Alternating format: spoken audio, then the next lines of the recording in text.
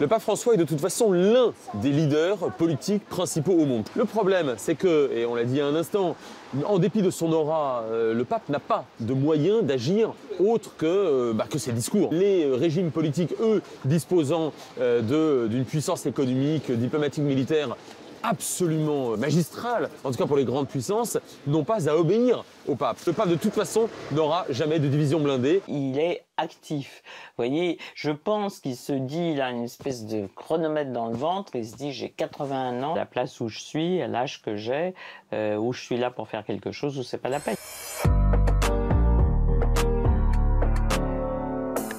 Il a attiré l'attention, notamment sur les réfugiés. Il a culpabilisé l'ensemble de la Terre sur un certain nombre de sujets. Il a rendu les capitalistes moins sereins.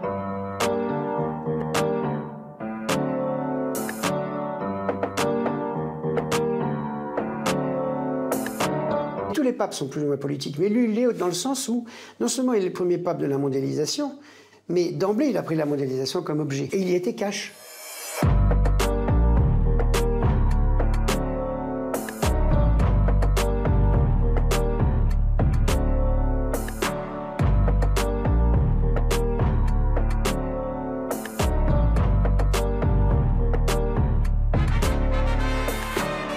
J'en parlais hier à Rome, justement, et il me dit, mais moi, je reçois tous ceux qui me demandent.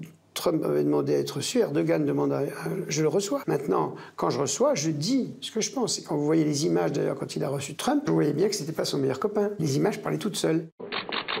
Le pape, il rencontre tout le monde. Encore une fois, c'est un chef d'État comme un autre, entre guillemets, à ce niveau-là.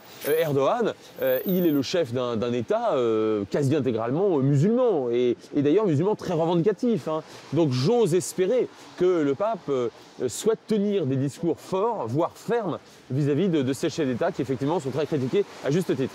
Salut Camille. Salut. Merci d'être avec nous. Question sur le pape. Est-ce que finalement, le pape n'a pas plus d'influence que n'importe quel homme politique sur un cas comme le féminicide ?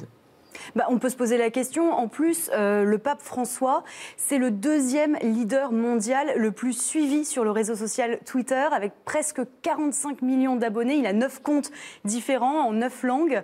Il est juste derrière un autre président, le président américain Donald Trump. Le pape est après Donald Trump ? Juste après. À quelques millions d'abonnés, il est juste après Donald Trump. Étienne Dao, vous disiez que vous n'arrivez pas à intégrer Donald Trump. On s'y fera jamais. Ouais.